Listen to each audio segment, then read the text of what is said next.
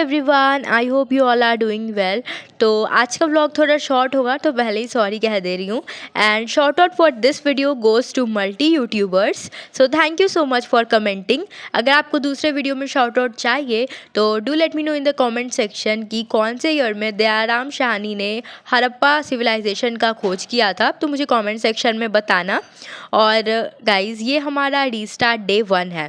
तो रीस्टार्ट इस सेंस में ना कि लाइक पढ़ते पढ़ते ना क्या हो जाता है, कभी कभी आपके बहुत सारे ऐसे फैक्टर अफेक्ट करते हैं और सबसे ज़्यादा जो चीज़ अफेक्ट करता है ना वो होता है हमारा हेल्थ। तो हेल्थ के लिए थोड़ा फाइट करने के बाद मतलब कुछ वीक से सही नहीं थी मैं, बट अब मैं ठीक हूँ।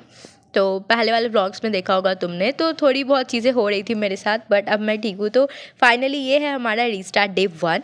तो यहाँ पर मैं करंट अफेयर कर रही थी मार्च महीने का, और यहाँ पर ये था हमें खाने को मिला, क्योंकि फ़ीवर का मेडिसिन लेते लेते ना मेरे मुंह का टेस्ट बिल्कुल ख़राब हो गया था, कुछ खाने का वैसा मन नहीं कर रहा था। तो मम्मी ने मुझे ये बना के दिया था। और अभी मैं कर रही थी मार्च का वीकली करंट अफेयर्स। तो वो करने के बाद मैं अभी बैठ गई हूँ प्रेसिडेंट चैप्टर कंप्लीट करने। हाँ, मैंने बीच में ब्रेक भी लिया था, वो मैं व्लॉग में नहीं दिखाई हूँ। तो मैं ब्रेक के साथ पढ़ रही थी और फिर मैंने ये मैगी और एग बनाया था। तो तुम लोग कहोगे कि मैं अनहेल्दी बहुत खाती हूँ, बट कुछ टाइम तो तबीयत नहीं ठीक थी मेरी, तो मुझसे खिचड़ी विचड़ी नहीं खाया जाता। तो थोड़ा बहुत चलता है, टेस्ट ख़राब हो गया था मेरे टंग का, तो इसीलिए। और यहाँ पर हम वापस से पढ़ने बैठ जाते हैं।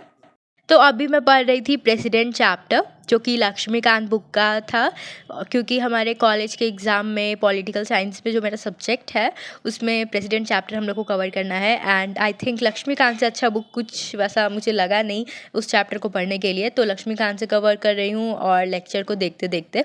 तो चलो अब बात करते हैं हमारे व्लॉग और जो हमारे वीडियो का टॉपिक है कि हाउ टू स्टे मोटिवेटेड।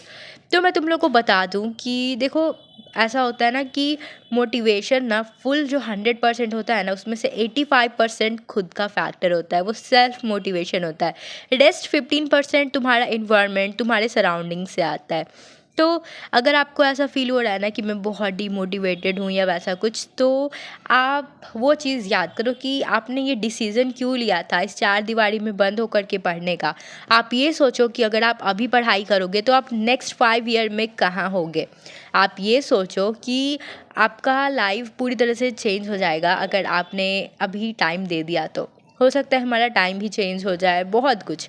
और अगर दिमाग को सही डायरेक्शन में लगाओगे तो आउटकम भी अच्छा आएगा। तो ये सोच करके चलो कि तुम्हारा जब रिज़ल्ट डे आएगा तो उस दिन तुम्हारे जो क्लोज्ड वन होंगे तुम्हारे साथ, उनकी भी जीत होगी। तो ये सब थॉट लेकर के दिमाग में चलो, पॉजिटिव रहो।